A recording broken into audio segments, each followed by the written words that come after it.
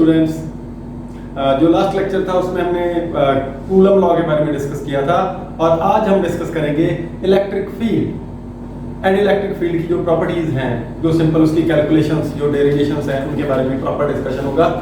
तो सबसे पहला हमारा क्वेश्चन ये है कि इलेक्ट्रिक फील्ड है क्या? इलेक्ट्रिक फील्ड है क्या? तो सुनिए ध्यान से।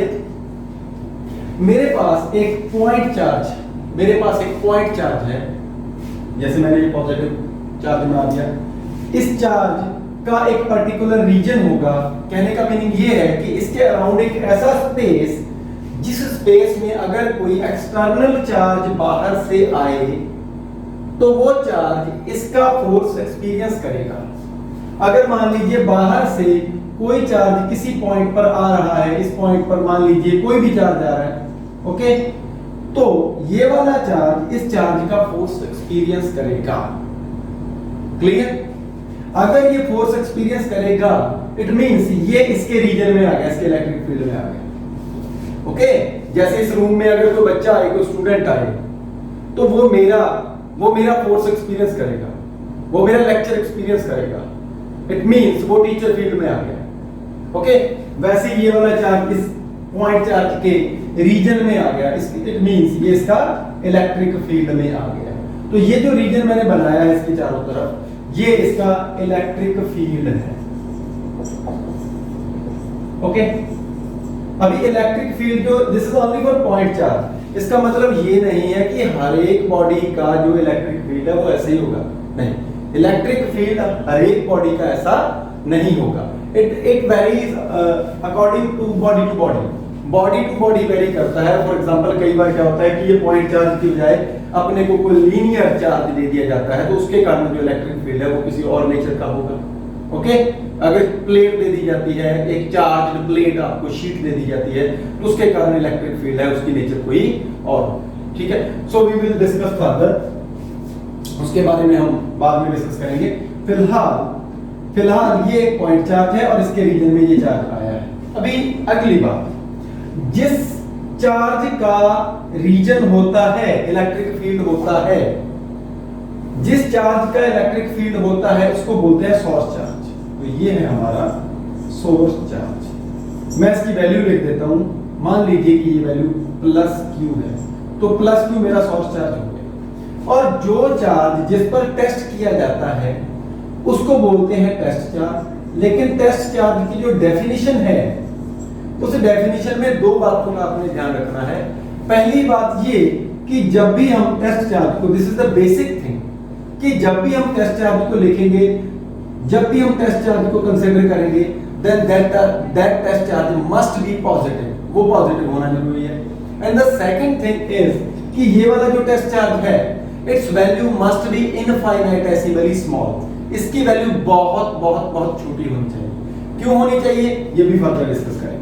ओके, तो ये मैंने +Q0 टेस्ट चार्ज कंसीडर किया, और ये वाला सोर्स चार्ज, और ये वाला रीजन जो है, इसके अंदर अगर ये टेस्ट चार्ज आएगा तो इस पर एक फोर्स एक्सपीरियंस होगा। अगर ये भी पॉजिटिव है और ये भी पॉजिटिव है, तो इस पर force away from the charge लगेगा, F वेक्टर। ये वाला F वेक्टर वो ही है, कूलम वाला फोर्स है। ठीक है, F वेक्टर कूलम वाला फोर्स है, और ये वाला फोर्स लगेगा। इट मींस ये इसके इलेक्ट्रिक फील्ड के अंदर है। तो इलेक्ट्रिक फील्ड का अगर डेफिनेशन आप देना चाहते हैं तो क्या लेंगे? The space around a charge in which any other charge experiences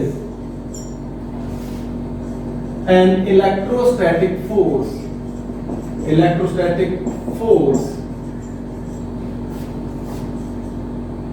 of the given charge is called as electric field। मैं इसको इलेक्ट्रिक फील्ड बोलूंगा। ओके, इलेक्ट्रोस्टैटिक फोर्स का मतलब वही वाला फोर्स है जो लास्ट चैप्टर में पढ़ा है, कूलम फोर्स। ओके, अभी नेक्स्ट थिंग, अगली बात, अगर मैं इस रीजन में ये पता करना चाहूं कि किसी भी पॉइंट पे जो इलेक्ट्रिक फील्ड है वो कितनी स्ट्रेंथ का है, तो उसके लिए मैं नई डेफिनेशन यहां पे दूंगा, and that is electric field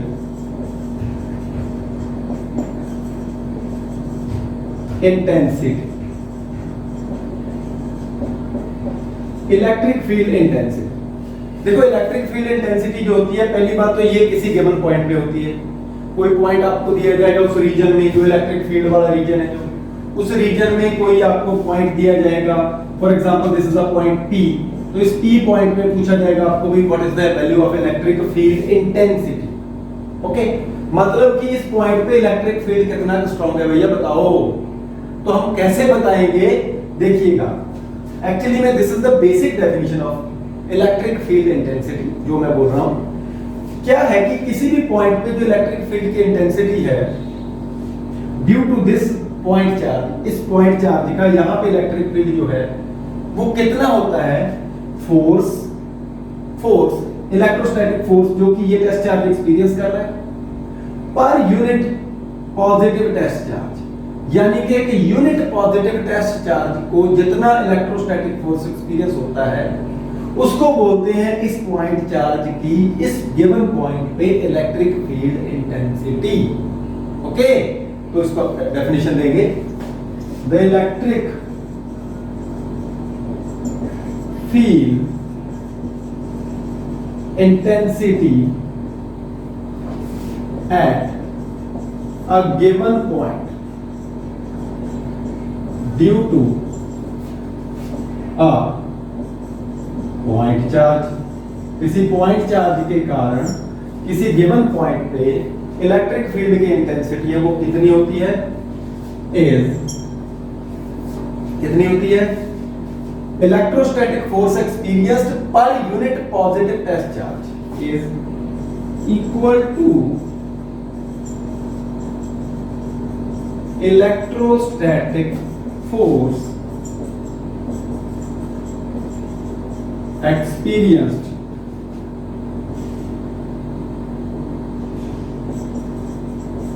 per unit positive test charge। अभी टेस्ट चार्ज हमने कौन सा लिया है, Q not, and this must be positive. Okay, तो यहां पर इलेक्ट्रिक फील्ड की जो डेफिनेशन है उसको इलेक्ट्रिक फील्ड को कैपिटल E से डिनोट करते हैं। Electric field E is equal to F upon Q।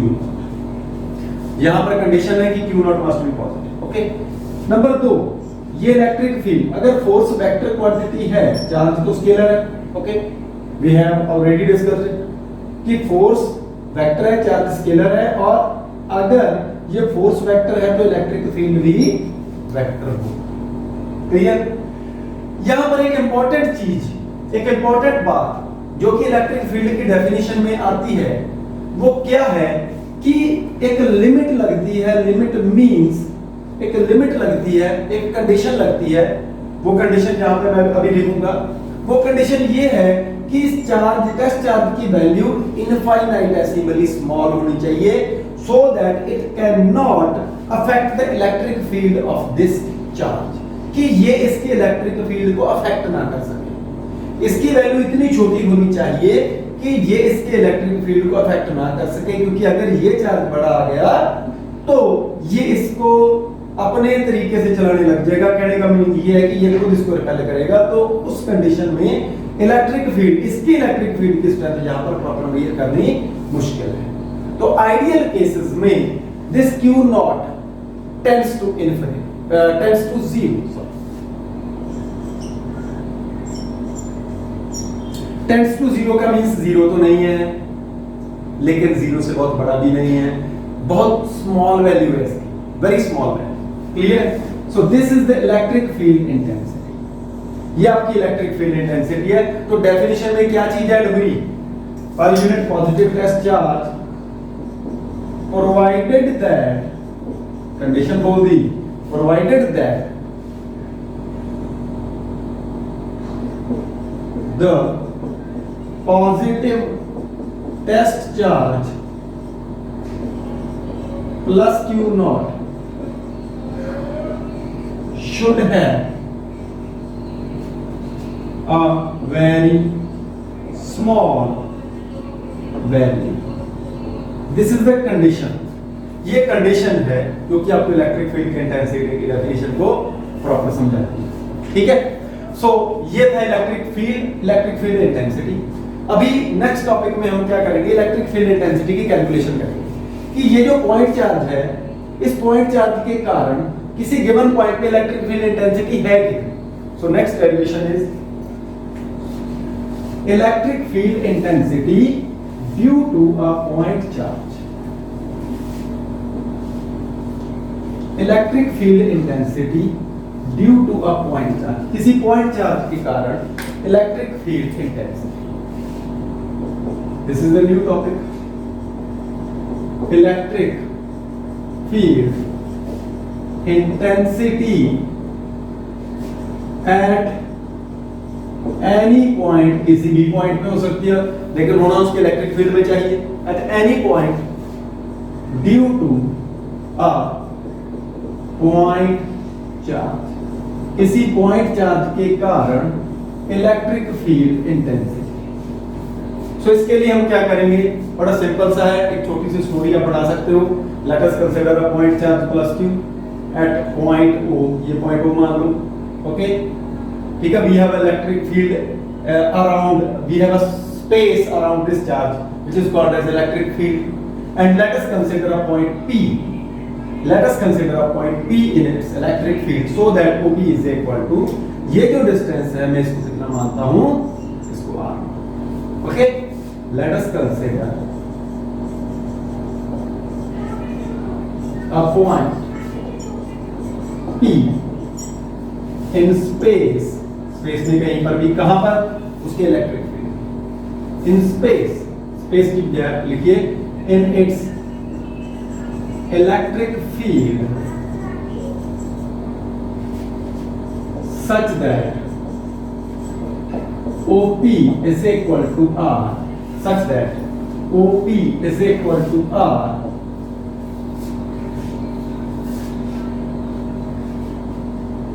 now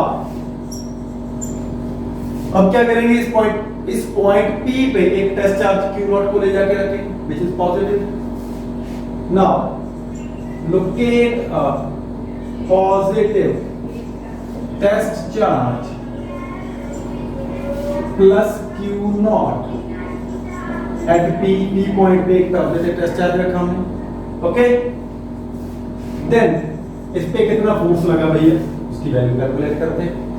then the electrostatic, इसको कूलम फोर्स भी कह सकते हो, force on the test charge, इस टेस्ट चार्ज पे इलेक्ट्रोस्टैटिक फोर्स कितना लगा बेटा, इस पॉइंट पे P पॉइंट पे जो टेस्ट चार्ज पड़ा है उस पे इलेक्ट्रोस्टैटिक फोर्स हम कूलम के फार्मूले से लिखेंगे, F vector is equal to, vector form में लिखा हूं मैं इसको, and we can also write it in scalar form, 1/4 pi epsilon naught Q naught divide by R square, Q naught divide by R square, ये हमारा force है। लेकिन this is the magnitude only. अगर मैं इसकी डायरेक्शन बताना चाहता हूं तो आपको पता है सभी को कि डायरेक्शन बताने के लिए हमारे पास होता है यूनिट वेक्टर। ओके, तो यूनिट वेक्टर मैंने माना इस डायरेक्शन में कि यूनिट वेक्टर है r cap. r cap is unit vector around f vector. तो मेरे पास r कैप जो है इससे मल्टीप्लाई होएगा because vector is equal to magnitude into unit vector, जो कि आपने +1 में काफी अच्छे तरीके से पढ़ा होगा। ये फोर्स आ गया हमारे पास and this is equation number 1। Now अभी इलेक्ट्रिक फील्ड कैलकुलेट करना है तो इलेक्ट्रिक फील्ड की डेफिनेशन वो हमें आनी चाहिए। मैं यहां पर इलेक्ट्रिक फील्ड की डेफिनेशन थोड़ी सी फ्रॉम द डेफिनेशन ऑफ लिख देता हूं, from the definition of electric field intensity. अभी आपके दिमाग में एक क्वेश्चन आया होगा, E vector is equal to limit Q not tends to 0 F vector upon Q naught. तो मैंने क्या किया, यहां पर इक्वेशन नंबर 1 यूज की और अपना आंसर दे दिया। तो मेरे पास क्या आंसर आएगा बेटा, electric field E vector is equal to limit Q not tends to 0 F vector की वैल्यू यहाँ पर बोलूंगा मैं 1 अपॉन क्यू नॉट पड़ा रह गया मेरे पास, एफ वेक्टर की value 1 upon 4 pi epsilon naught Q naught divide by R square, और साथ में क्योंकि वेक्टर है तो यूनिट वेक्टर लगाना पड़ेगा आर। ओके, क्यू नॉट से क्यू नॉट मेरे पास कैंसिल हो गया, तो मेरे पास जो बची हुई वैल्यू है, लिमिट किस पे लगाऊं, क्यू नॉट की लिमिट थी, क्यू नॉट टेंड्स टू 0, वो लगने का, इट मींस इस लिमिट को मैं हटा सकता हूं यहाँ पे। तो मेरे पास जो इलेक्ट्रिक फील्ड का रिजल्ट आया due to a point charge, वो आया 1 upon 4 pi epsilon naught q by r square into r cap. This is the expression for electric field due to a point charge. Okay? ठीक है? अगली बात, मैं आपको जैसे पहले बता चुका हूं कि जिस डायरेक्शन में, क्योंकि इलेक्ट्रिक फील्ड एक वेक्टर क्वांटिटी है, इलेक्ट्रिक फील्ड एक वेक्टर क्वांटिटी है, तो जिस डायरेक्शन में फोर्स की डायरेक्शन होगी वही डायरेक्शन इलेक्ट्रिक फील्ड की भी होगी। मींस एट दिस पॉइंट अगर फोर्स रिपल्सिव लग रहा है, इट मींस इलेक्ट्रिक फील्ड की डायरेक्शन भी इस पॉइंट पे इस सेम डायरेक्शन में है। ओके, खुदा ना खास्ता अगर आपको ये पॉइंट चार्ज, सोर्स चार्ज जो है वो नेगेटिव दे दिया जाए, then the force, coulomb force या electrostatic force on this test charge will be attractive, तब फोर्स अंदर को आएगा, और अगर फोर्स अंदर को आएगा तो इलेक्ट्रिक फील्ड की डायरेक्शन भी अंदर को होगी। तो यहां से एक बात हमारी क्लियर होती है कि पॉजिटिव चार्ज का इलेक्ट्रिक फील्ड जो है that is always away from the charge, वो बाहर की तरफ आएगा, और नेगेटिव चार्ज का इलेक्ट्रिक फील्ड है that is always towards the charge, negative charge का इलेक्ट्रिक फील्ड चार्ज की तरफ आएगा। ओके, अभी यहां पे मैं चाहता हूं कि इसका मैं मैग्नीट्यूड भी लिखूं, magnitude of E vector, electric field का मैग्नीट्यूड, तो उसके लिए यहां से कैप, क्योंकि कैप ही तो बताता है, आर कैप ही तो बताता है कि डायरेक्शन कौन सी है, तो मैंने आर कैप को अगर मैं यहां से हटाऊं तो मेरा इलेक्ट्रिक फील्ड जो है उसकी वैल्यू आएगी 1 upon 4 pi epsilon naught q by r square. This is the value of electric. Okay, ये मैग्नीट्यूड है, और हर फॉर्मूले में, हर मेडिकल प्रॉब्लम में ये बहुत ज्यादा यूज होता है। चलिए हाँ जी सुनिए, ये जो Q चार्ज है, ये जो Q चार्ज है, पहली बात कि ये सोर्स चार्ज है।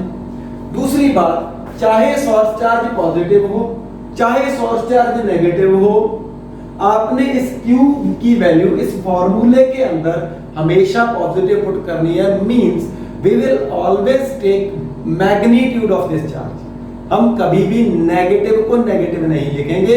इस फॉर्मूले में जो इलेक्ट्रिक फील्ड है उसकी वैल्यू हम हमेशा पॉजिटिव लिखेंगे। Means Q is always positive. ये बात मैं थोड़ी सी इसको कंपैरिजन करना चाहता हूं। देखिए, जो कूलम का फोर्स था, कूलम के फोर्स में हमने जो वैल्यू लिखी थी 1/4 pi epsilon naught q naught by r square या q1 q2 bye r square, एक ही बात है, दो चार्ज होने जरूरी है। ये दोनों के दोनों जो चार्ज हैं, इन दोनों की वैल्यू ऑलवेज पॉजिटिव थी, इन दोनों की वैल्यू ऑलवेज पॉजिटिव थी, ऑलवेज पॉजिटिव। मींस हमने इन दोनों का मैग्नीट्यूड कंसीडर किया था न्यूमेरिकल्स के लिए। ओके, तो यहां पर भी हमने इसका मैग्नीट्यूड ही लेना है, इस बात का खास ख्याल रखिए। अगली बात, तो ये आपका इलेक्ट्रिक फील्ड था, electric field intensity due to electric field intensity due to a point charge. लेकिन एक बात मैं आपको क्लियर कर दूं, मैं पहले भी एक बार ये बात बता चुका हूं कि इलेक्ट्रिक फील्ड इंटेंसिटी की बजाय अगर यहां पर आपसे ये पूछा जाए कि find out derivation, find out expression for electric field at any point due to a point charge, तो भी आप सेम डेरिवेशन करेंगे। मींस इलेक्ट्रिक फील्ड अगर पूछा गया या इलेक्ट्रिक फील्ड इंटेंसिटी पूछी गई तो इसमें फर्क कोई नहीं है, इसमें कोई डिफरेंस नहीं है। ठीक है बेटा, चलिए इसके बाद हमारा जो नया टॉपिक है, हम थोड़ा सा इलेक्ट्रिक फील्ड के बारे में छोटे छोटे डिस्कशंस, एक तो इसका एसआई यूनिट, इलेक्ट्रिक फील्ड का एसआई यूनिट, इसके बारे में डिस्कस करते हैं। तो देखिए इसका एसआई यूनिट क्या बनेगी। इलेक्ट्रिक फील्ड की जो बेसिक डेफिनेशन है वो हमें ये बताती है कि इलेक्ट्रिक फील्ड जो है that is equal to electrostatic force experience per unit test charge. तो उस हिसाब से जो हमारी SI यूनिट बनती है इलेक्ट्रिक फील्ड की, वो क्या बनती है बच्चे? SI unit. देखो, electric field is equal to force upon test charge. ये फोर्स है अपॉन टेस्ट चार्ज है, मैंने बेसिक डेफिनेशन लिखी है, सिंपल वाली डेफिनेशन लिखी है। तो इसकी जो यूनिट बनी SI यूनिट, वो बनी फोर्स की न्यूटन और चार्ज की कूलम, मींस न्यूटन पर कूलम। तो SI यूनिट बनी न्यूटन पर कूलम। एंड ऑल्सो एक इसकी यूनिट जो है वो इसकी है वोल्ट पर मीटर। इसकी दो यूनिट है, एक न्यूटन पर कूलम और एक वोल्ट पर मीटर। न्यूटन पर कूलम आपको इजीली समझ में आ रही है, वोल्ट पर मीटर आपको अभी समझ में नहीं आएगी, ये पोटेंशियल वाले जो चैप्टर है उसमें डिस्कस करेंगे। नेक्स्ट थिंग, एक इसका डायमेंशनल फार्मूला जो है वो काफी बार एग्जाम में पूछा जाता है, एक एक या दो नंबर में। Dimensional formula electric field intensity का। तो इलेक्ट्रिक फील्ड इंटेंसिटी का डायमेंशनल फार्मूले के लिए मैंने फिर से फार्मूला लिखा, E is equal to F upon Q naught। तो यहाँ पर अगर देखा जाए तो फोर्स का dimension m1 L1 T-2 upon जो चार्ज का डायमेंशनल फार्मूला है, इसमें थोड़ी सी दिक्कत है। एक्चुअली में क्या है कि जो करंट होता है, this is very important thing, आप नोट कीजिए। I is equal to charge पर यूनिट टाइम, आपने 10th क्लास में पढ़ा है, +2 में भी आपको सेकंड यूनिट में पढ़ाएंगे। Current is equal to charge upon time. यहां पर जो टाइम है that is a fundamental physical quantity. There are 7 fundamental physical quantities, okay. और उनमें से टाइम और करंट ये दोनों फंडामेंटल है। लेकिन एक बात ध्यान रखिएगा, चार्ज फंडामेंटल नहीं है। तो अगर मैं चार्ज का फार्मूला लिखूं तो चार्ज का फार्मूला करंट इनटू टाइम बनता है, और अगर मैं इसकी डायमेंशन लिखूं तो इसकी डायमेंशन बनती है A1 और टाइम का बना T1, A1 T1, A for ampere, okay, A1 T1। तो चार्ज की जो डायमेंशन लिख सकता हूं मैं, वो A1 T1 लिख सकता हूं। तो मेरे पास इलेक्ट्रिक फील्ड है, उसकी वैल्यू आएगी m1, उसका डायमेंशनल फार्मूले की value m1 L1 T-3 A-1। This is the dimensional formula for electric. बड़ा इजी है, लेकिन इसके साथ आप इसको मत भूल जाइएगा, ध्यान रखिएगा, ओके। अभी अगला जो डेरिवेशन करना है, उस डेरिवेशन से पहले मैं कुछ बेसिक बातें आपको बताना चाहता हूं।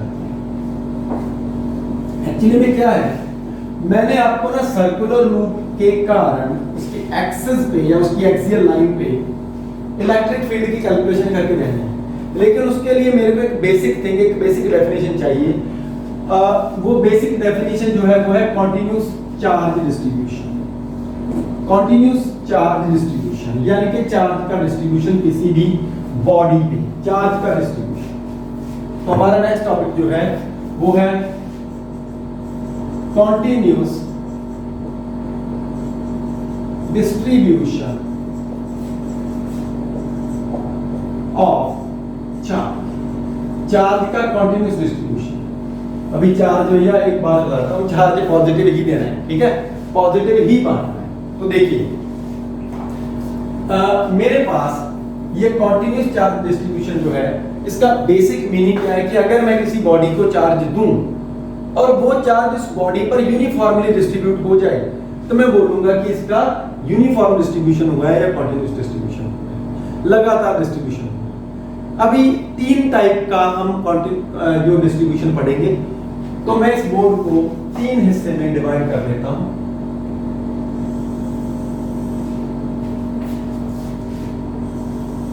तो भैया देख लीजिए, जो पहला है मेरा, पहला डिस्ट्रीब्यूशन है linear charge distribution.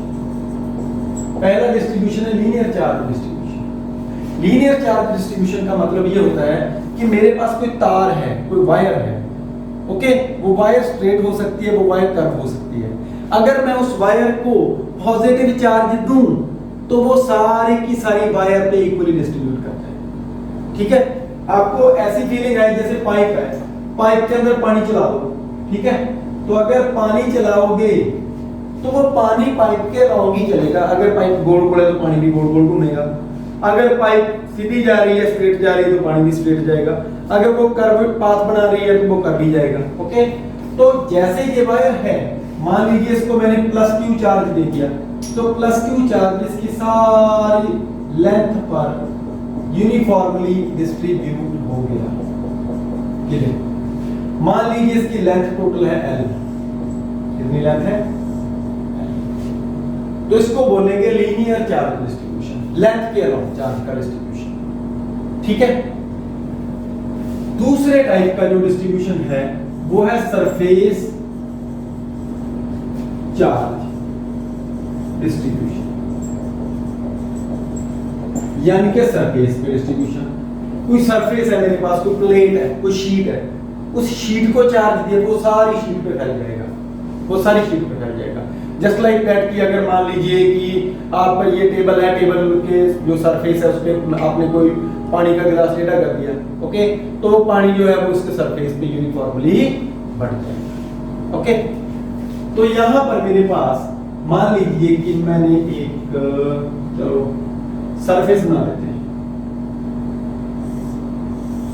This is the surface, ये एक सरफेस है, जरूरी नहीं सिमेट्रिक हो, कोई दिक्कत नहीं, जैसा मर्जी बना सकते हैं आप। इस पे मैंने चार्ज दिया और पॉजिटिव चार्ज इस पे यूनिफॉर्मली डिस्ट्रीब्यूट। मान लीजिए इसका सरफेस एरिया वो ए है, ओके, सरफेस एरिया ए है। यहां पर भी चार्ज मैंने प्लस क्यू दिया है और यहां पर भी चार्ज मैंने कितना दिया है? प्लस। ओके, सो इसको बोलते हैं सरफेस चार्ज डिस्ट्रीब्यूशन।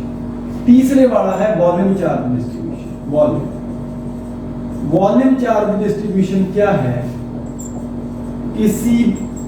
जब किसी बॉडी, कोई सॉलिड बॉडी होनी चाहिए, कोई सॉलिड बॉडी जो है उस सॉलिड बॉडी पे मैंने चार्ज दे दिया। अभी वो सॉलिड बॉडी के अंदर जाना है, अगर तो उसके अंदर चला गया, उसकी वॉल्यूम में डिस्ट्रीब्यूट हो गया, तो मैं बोलूंगा वॉल्यूम चार्ज डिस्ट्रीब्यूशन हो रहा है। जस्ट लाइक ये स्पंज का जो टुकड़ा है, अगर उस पर अगर पानी की बूंदें डाल दें तो वो स्पंज के अंदर चली जाएंगी। Okay, that is called as volume water distribution. तो यहाँ पर वॉल्यूम चार्ज डिस्ट्रीब्यूशन जो हो जाएगा। लेकिन यहाँ पर मैं एक बात आपको क्लियर कर दूं कि मान लीजिए मैंने एक मेटल, एक कंडक्टर कंसिडर किया। एक सॉलिड कंडक्टर को अगर आप चार्ज दोगे तो चार्ज सॉलिड कंडक्टर के अंदर एंटर नहीं करेगा, वो उसके सरफेस पर ही लाई करेगा। ओके, चार्ज अगर आप एक कंडक्टर को दोगे, सॉलिड कंडक्टर को, तो उसके अंदर एंटर नहीं करेगा, उस पर हमेशा सरफेस चार्ज डिस्ट्रीब्यूशन ही होगा। ओके, अगर आप एक नॉन कंडक्टिंग बॉडी कंसिडर करते हैं तो चार्ज उसके अंदर एंटर करने की पॉसिबिलिटी है। ओके, तो मेरे पास मान लीजिए ये एक नॉन कंडक्टिंग स्फीयर है। कौन सा स्फीयर है? Non conducting sphere. Non conducting sphere को चार्ज दिया, चार्ज इसके अंदर इसकी वॉल्यूम में बढ़ गया, इसकी वॉल्यूम के अंदर डिस्ट्रीब्यूट हो गया। मान लीजिए इसकी वॉल्यूम है V इसकी वॉल्यूम है। ओके, और चार्ज जो मैंने दिया है वो है plus q charge. Okay, so this kind of distribution is called as volume charge distribution. अभी यहां पर तीन डेफिनेशन आएंगे हमारे पास। पहली डेफिनेशन यहां पर आती है लीनियर चार्ज डिस्ट्रीब्यूशन की। इसमें डेफिनेशन आती है लीनियर चार्ज डेंसिटी। चार्ज की जो डिस्ट्रीब्यूशन हुआ है वो कितना ऐसे कह लो कि आप डेंसर हुआ है। ओके, उसकी कैलकुलेशन हम लेंथ के अलावा कितना डेंसर है उसकी कैलकुलेशन हम लीनियर चार्ज डेंसिटी से पता करेंगे। तो लीनियर चार्ज डेंसिटी, क्योंकि चार्ज लेंथ के अलावा डिस्ट्रीब्यूट हुआ है, तो इसकी डेफिनेशन में आएगा charge upon length, charge upon length, Q upon L। Okay, but यहां पर मैं एक बात बता दूं आपको कि अगर आप इसका छोटा सा लेंथ एलिमेंट कंसीडर करते हैं, ये मैंने छोटा सा लेंथ एलिमेंट कंसीडर किया, ये लेंथ एलिमेंट है, इसकी लेंथ dl है, और इस पर छोटा सा जो चार्ज आएगा वो dq मान लेते हैं। dq चार्ज है इस पे, ये छोटी सी लेंथ है, और छोटी सी लेंथ dl है, इस पे चार्ज dq है। तो अगर मैं dq by dl लिखूं, ओके, dq by dl लिखूं, that is also called as a surface linear charge density। Okay, और लीनियर चार्ज डेंसिटी का जो सिंबल है वो है लैम्डा। लीनियर चार्ज डेंसिटी का सिंबल है लैम्डा। चलिए सरफेस चार्ज डिस्ट्रीब्यूशन में हमारे पास आएगा surface charge density. Surface charge density जो है इसका सिंबल है सिग्मा। अभी क्योंकि सरफेस के अलाउंग चार्ज का डिस्ट्रीब्यूशन हुआ है तो sigma is equal to q by A, charge upon area. अगर ये चार्ज अपॉन लेंथ है तो ये है charge upon area. Okay, area पे डिस्ट्रीब्यूशन हुआ है। इज इक्वल टू, मान लीजिए इसका छोटा सा एरिया इसमें कंसीडर कर लिया मैंने, ये कोई इस एरिया को बोला मैंने डी ए, डी एस मान लो, छोटा सा एरिया डी एस मान लिया। ओके, वैसे टोटल सरफेस एरिया एस भी मान सकते हैं, ए भी मान सकते हैं, डजंट मैटर। मैंने छोटा सा एरिया डी एस मान लिया। अगर मैं छोटा सा एरिया डी एस मानता हूं, इस पे चार्ज छोटा होगा डी क्यू, तो मैं इसको D Q by D S भी लिख सकता हूं, एस फॉर सरफेस। ओके, यहां पर आप एस मान लो, ये मान लो, डजंट मैटर। आपको बेसिक डेफिनेशन समझ में आनी चाहिए कि क्या चीज है। Charge upon area, small charge upon small area. Okay, चलिए वॉल्यूम चार्ज डिस्ट्रीब्यूशन में आपकी डेफिनेशन आएगी volume charge density. Volume charge density ये है आपकी रो, और रो इसका सिंबल है, and this is equal to charge upon volume. अभी वॉल्यूम में डिस्ट्रीब्यूशन हुआ है ना, तो चार्ज अपॉन वॉल्यूम आएगा। लेकिन अगर मैं इसके अंदर एक छोटा सा वॉल्यूम कंसीडर करूं, फॉर एग्जांपल मैंने इसके अंदर एक क्यूब कंसीडर कर लिया, ये क्यूब है, और क्यूब की जो वॉल्यूम है वो है dv, और इसके अंदर जो चार्ज है वो है प्लस का dq। चार्ज dq है, चार्ज इसके अंदर dq है, और वॉल्यूम है इसकी dv। चार्ज इसके अंदर dq है, वॉल्यूम है इसकी dv। अगर मैं ऐसे लिखूं तो मेरे पास dq बाई dv, ये हमारे पास वॉल्यूम चार्ज डेंसिटी आ जाएगी। ओके, सो ये तीन डेफिनेशन, ये जो फॉर्मूले हैं हमारे, ये फॉर्मूले बहुत ज्यादा इंपॉर्टेंट है, क्योंकि अगले डेरिवेशंस में इनका यूज मैं करूंगा। अभी मेरे पास एक छोटी सी बात कि मैं इनको कैसे अप्लाई करूं। देखो, अगर तो मैंने फोर्स कैलकुलेट करना है, कहां पर अप्लाई होंगे? पहली बात, ये फॉर्मूले वहां पर अप्लाई होंगे जहां पर आपको एक पॉइंट चार्ज के कारण फोर्स या एक पॉइंट चार्ज के कारण इलेक्ट्रिक फील्ड नहीं पूछा गया। जहां पर आपको एक चार्ज डिस्ट्रीब्यूशन के कारण फोर्स, इलेक्ट्रोस्टैटिक फोर्स और चार्ज डिस्ट्रीब्यूशन के कारण इलेक्ट्रिक फील्ड की कैलकुलेशन करने के लिए कहा गया है, वहां पर बेटे आप ये तीनों डेफिनेशंस का यूज करेंगे, बिकॉज जो चार्ज का डिस्ट्रीब्यूशन है वो तीनों टाइप का ही हो सकता है। ओके, हमारे पास बेसिकली मान लीजिए कि ये जैसे ये वायर है, इस वायर को मैंने चार्ज दे रखा है। मैं बोलूं कि इस तार के कारण किसी भी पॉइंट पे, चलो मैं तार ही अलग से बनाता हूं, मान लीजिए ये एक लीनियर चार्ज है, इसमें मैंने प्लस क्यू चार्ज दे दिया। प्लस क्यू चार्ज तो अब इसमें बढ़ गया ना, ये तो बढ़ गया, ठीक है, डिस्ट्रीब्यूट हो गया। इसके कारण मैंने किसी पॉइंट पी पे, आपको पूछ लिया भी पता करो यहाँ पे इलेक्ट्रिक फील्ड कितना है या फोर्स कितना है, तो जहां पर पता करना है इलेक्ट्रिक फील्ड, वहां पर एक test charge plus q naught रखेंगे। ओके, अभी इस इतने बड़े चार्ज के कारण, इतने डिस्ट्रीब्यूशन के कारण, देखो अगर फोर्स कैलकुलेट करोगे तो हर एक पॉइंट पर डिस्टेंस अलग अलग है, तो फोर्स वेरी कर रहा है। अगर इलेक्ट्रिक फील्ड कॉमन कैलकुलेट करने की कोशिश डायरेक्ट करोगे तो ये डिस्टेंसेस बार बार बदल रही हैं। इट मींस मेरे को कुछ जुगाड़ लगाना पड़ेगा। तो मैं क्या करूंगा, मैं यहाँ पर एक छोटा सा लेंथ एलिमेंट मानूंगा, इस लेंथ पर कहीं भी मान सकते हो आप। उस पर मान लीजिए ये टोटल चार्ज प्लस क्यू है, तो उसकी लेंथ आप dl मानिए, ओके, उसका चार्ज dq मानिए, तो इसकी जो डिस्टेंस है, ठीक है, अभी ये फिक्स होगी। इस छोटे से लेंथ एलिमेंट के कारण आप यहाँ पर फोर्स पता कीजिए, आपका फोर्स जो है वो रिपल्सिव होगा इधर। ओके, देखिए मैं एक बेसिक सी बात बता रहा हूँ, हालांकि ये डेरिवेशन नहीं है, डेरिवेशन में कुछ एक्स्ट्रा ऐड होगा। अभी मैं बेसिक थिंग बता रहा हूं कि अगर मैं इस छोटे से चार्ज के कारण यहां पर फोर्स लिखूं तो वो फोर्स होगा dF, छोटा फोर्स, स्मॉल फोर्स होगा dF, छोटे वाला। तो dF की वैल्यू जो होगी वो होगी 1/4 pi epsilon naught. dF is equal to 1/4 pi epsilon naught. दो चार्ज है, एक चार्ज होता है Q नॉट, दूसरा चार्ज यहां पर मेरे पास है dQ। Okay, divide by distance, जो भी डिस्टेंस है, चलो लिख सकते हैं हम r स्क्वायर, अगर r है तो r स्क्वायर लिख दीजिए, ओके, लेकिन यहां पर जो dq है उसकी वैल्यू आप लीनियर चार्ज डेंसिटी लैम्डा की डेफिनेशन से फाइंड करके देंगे। लैम्डा जैसे आपको मैं पहले लिखा चुका हूं, यहाँ पे lambda is equal to dq/dl होता है, तो यहाँ पे dq/dl होगा। अगर lambda is equal to dq/dl है तो बेटा dq इज इक्वल टू मेरे पास लैम्डा dl आएगा। This is a fix method, ये पक्का मेथड है, फिक्स है, हर एक डेरिवेशन में ऐसे लगना है। ओके, तो मैं टोटल फोर्स अगर मैं कैलकुलेट करना चाहूं, मैं df का इंटीग्रेशन करूंगा, तो उससे पहले मैं dq की वैल्यू यहां पे पुट करूंगा।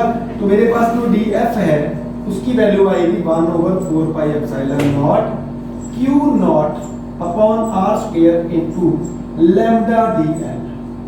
Okay, and the total force can be calculated by, हम इंटीग्रेट करके कैलकुलेट करेंगे बेटा, 1/4 pi epsilon naught q naught constant, integration में आ गया lambda dl by r square. So this is the whole process to calculate electrostatic force due to a charge distribution. आप यहां पर लैम्डा की वैल्यू पुट कीजिए, आप इसका इंटीग्रेशन कीजिए और आपका आंसर आएगा। दिस इज द बेसिक फंडा। ओके, जब डेरिवेशन करेंगे तो आपको और बताएंगे। तो अगर मैंने इलेक्ट्रिक फील्ड फाइंड करना है तो इलेक्ट्रिक फील्ड के लिए मैं क्या करूं, q नॉट को इधर डिवाइड कर दूं फोर्स अपॉन टेस्ट चार्ज, तो मेरे पास आ जाएगा 1/4 पाई एप्सिलॉन, मैं लिख भी देता हूं यहां पे, ये फोर्स अपॉन टेस्ट चार्ज होता है, तो इसकी वैल्यू जो है वो आपके पास आएगी 1/4 pi epsilon naught integration lambda dl by r। Okay, this is the process to calculate electric field आप कैलकुलेट कर सकते हैं बड़ी आसानी से। ओके, अभी सेम फंडा मैं इधर को लगाऊंगा, सेम फंडा यहां पे लगेगा। मान लीजिए ये शीट है, शीट के कारण आपने किसी पॉइंट पे इलेक्ट्रिक फील्ड की कैलकुलेशन करने को बोल दिया और वो पॉइंट इसी शीट से किसी पर्टिकुलर डिस्टेंस पे है, तो आप क्या करोगे, आप इसी शीट के छोटे-छोटे हिस्से करोगे, ds ds ds ds छोटे-छोटे हिस्से। ये वाला जो छोटा सा पार्ट है ds, इससे पर्टिकुलर डिस्टेंस r पे वो पॉइंट p है, इस पर चार्ज dq है, तो आपका पता है sigma is equal to dq/ds है। अगर मैं यहां से, देखो ये तो डेफिनेशन थी, अगर मैं यहां से dq की वैल्यू कैलकुलेट करना चाहूं तो मेरे पास आ जाएगा सिग्मा ds। यहां पर लैम्डा dl आया था, यहां पे सिग्मा ds आएगा। तो अगर मैं फोर्स की वैल्यू कैलकुलेट करना चाहता हूं, मैं शॉर्टकट में चलूंगा, फोर्स इज इक्वल टू आएगा 1/4 pi epsilon naught into q not, यहां पे इंटीग्रेशन, किसका इंटीग्रेशन, यहां जो लैम्डा dl है, लैम्डा dl यानी कि जो dq है, dq की वैल्यू मैं अब की बार सिग्मा ds पुट करूंगा, ठीक है, तो मेरे पास आएगा sigma ds by r square. और अगर मैं इलेक्ट्रिक फील्ड कैलकुलेट करना चाहता हूं तो उसकी वैल्यू मेरे पास आएगी 1/4 pi epsilon naught, q naught इधर डिवाइड करेंगे, integration sigma ds by r square. Okay, ऐसे ही वॉल्यूम चार्ज डिस्ट्रीब्यूशन में क्या आएगा, वॉल्यूम चार्ज डिस्ट्रीब्यूशन में dq is equal to rho dv, dq is equal to rho dv आएगा। Okay, यहां पर सिग्मा ds था, उधर रो dv है, तो फोर्स की जो वैल्यू है वो हमारी आएगी 1/4 pi epsilon naught into q naught integration, जो dq की वैल्यू है उसको मैंने रो dv पुट कर दिया, rho dv by r square. Numerical problems में ये आपको बहुत काम आएगा, खास तौर से जो बच्चे जेईई मेन की तैयारी कर रहे हैं उनके लिए दिस इज वेरी इंपॉर्टेंट फंडा, रो dv बाय r स्क्वायर। ठीक है, सो ये था हमारा linear charge distribution, surface charge distribution and volume charge distribution, और उस डिस्ट्रीब्यूशन से हम फोर्स और इलेक्ट्रिक फील्ड को कैसे कैलकुलेट करेंगे उसका एक बेसिक फंडा, एक बेसिक मेथड। अभी हम चलेंगे इसके बाद जो अगला अपना टॉपिक है उसमें हम एक सर्कुलर लूप कंसीडर करेंगे, उसको चार्ज देंगे और उसके कारण उसके एक्सिस पे इलेक्ट्रिक फील्ड कैलकुलेट करेंगे, ठीक है, और सेमी सर्कुलर लूप के कारण भी उसके सेंटर पे इलेक्ट्रिक फील्ड कैलकुलेट करेंगे। ठीक है, ये काफी अच्छे एनसीईआरटी के टॉपिक्स हैं, तो इनको हम डिस्कस करेंगे। आज के लेक्चर में हम इतना ही पढ़ेंगे। ठीक है, ओके, थैंक यू।